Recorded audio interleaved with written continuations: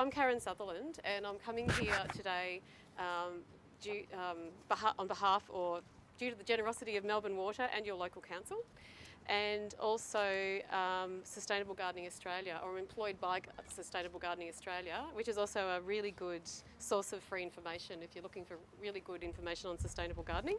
So they have a lot on their website about insects, growing vegetables, growing low water use plants, options for not using chemicals in your garden. So it's a great resource, a non-profit organisation, and I work really closely with them, and I'm really happy to do so. So they're a great organisation. And my particular thing is food plants, sustainable gardening, but in particular food gardening. We have to line this so that it will hold water. So we might get some volunteers to lay it, hold it out really nicely on four sides. This is pond liner. Well, this is the cheapest of the pond liners. This is the thin pond liner specifically. We've got some beading to finish this off at the end, but yeah, for the moment, certainly a tight squeeze in there. So this is a little hint that a nice fine tooth wood saw is really good for cutting the PVC. Makes it a lot easier. So now we don't want to have it the entire length of the bed. So we've measured before. So see how I'm measuring just a little bit away from the end. So we're going to do it 1500. So whoops, back here. So about the O in slotted. Okay. Beautiful work. This is going to go in here and be our overflow. So this, if you sit it down at ground level, so yeah, that's it. Thank you. Right, now we've got it. Yeah, we can place it and measure it and do the thing where you measure twice and cut once. It's always very good. Why do you cut the hole in the end of that? Oh, then we're going to do the next part of it. So we're constructing our Lego bit by bit. We block it at that end. The water comes along. If it has too much, it flows into the stormwater system. So at this end, this is the stormwater pipe, and we now have to be able to connect it in. So we've got to come out through that hole. Sorry. Through the plastic. We have to cut a hole in the plastic. Yep, that's right.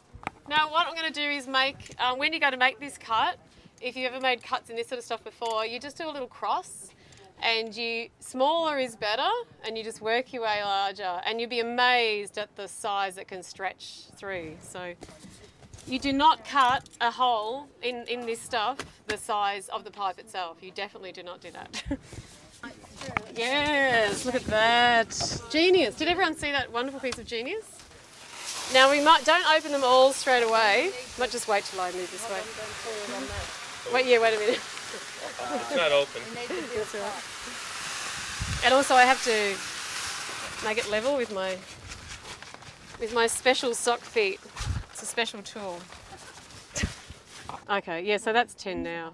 Okay, that's good. Right, beautiful. Let's go. So you used a real fine... Yes, yeah. That is what is designated. That's right, we need a lot more. We need another one.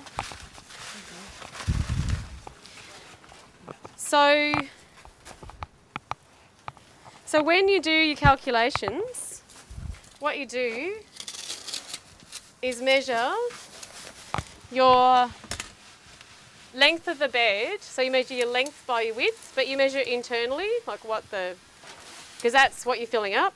So you measure this length here, which is 1800 or 1.8, and then you measure this width here, which is 500 millimetres or 0.5 of a metre. So it's better to take everything to metres, so 1.8 by 0.5, so you multiply that out, and when I did it before it was 0.96, because I'm no mathematician, so I didn't do that off the top of my head. So this is measuring. You want to have a look at this? So we need 10 centimetres, or 100 mil. So we might need another couple of pots of sand, I think. So it's important to get everything level to measure. Look at that. It'll squash down a little bit more. So I've gone down to the screenings layer. It's all crunchy and hard. 10 centimetres. So 20 centimetres of screenings, 10 centimetres of whitewash sand, all nicely squashed down by feet. the special method. There we go. Now we have the special sand and soil mix. So this is 4 parts sand and 1 part soil. So it should just look like dirty sand. Really good mixes. You have about 5 of them around the barrow going like little, you know, crazy rotary. Yeah. Next, soil and sand, please. We're getting there, we're getting there. How much soil and sand? We've got 2 barrows. Oh yeah, keep going, keep going. Yeah, yeah. We can, do we have a shovel to get this out, please? Oh yeah, but it's very difficult to get it exactly right. So you will find that you might be 1 bag of soil short or 1 bag of soil over, and that's just the way it is. You compress it as you go, because otherwise you won't get your measurements right. Native violets. So I think the notes say, from memory, that it's 6 plants per square metre. There we go, here you go. Yeah, so because I've used ground covers to give it more interest, and because they're really tiny, I mean 2 of those is kind of the equivalent of one 150ml pot, so it just gives a bit more variation. So there's also mentioned in here that you should think about the sun and the shade aspect, and of course this is quite shady here, so these are plants that can cope with some shade. Well, actually the native violet particularly, so no, I can't think swamp gardenia. So these are plants that will cope with some lack of moisture, but like any plant in your garden, I mean, if you've planted natives in your garden before, they'll often cope with no moisture, but they need to be watered through their first summer. So you've got a commitment for at least 6 months or a year to get them established. Get it established. So if you're planting in really hot weather, you do need to water. So you know you do need a watering regime to get it established, and then you gradually reduce the water, and then eventually you can let the plant survive on its own. So, but if there's a period of 2 months with no rain whatsoever, then you know nothing you'll see in your own garden. I mean, I've had all sorts of things die. So you need to have the top of the plant at ground level. Now these plants also. I'll just pop one out so I can show you.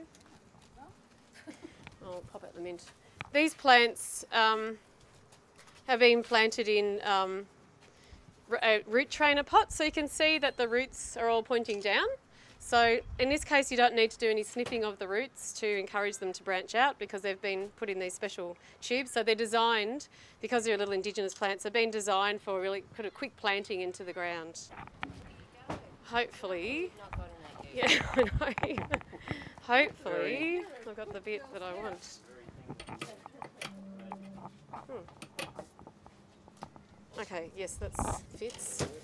Now, I didn't bring a watering can though. What I've got is that blue thing. Oh well.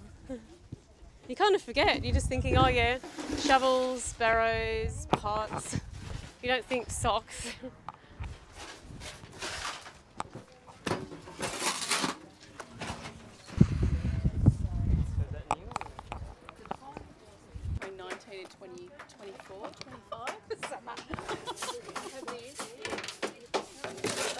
So now John's putting some beading on.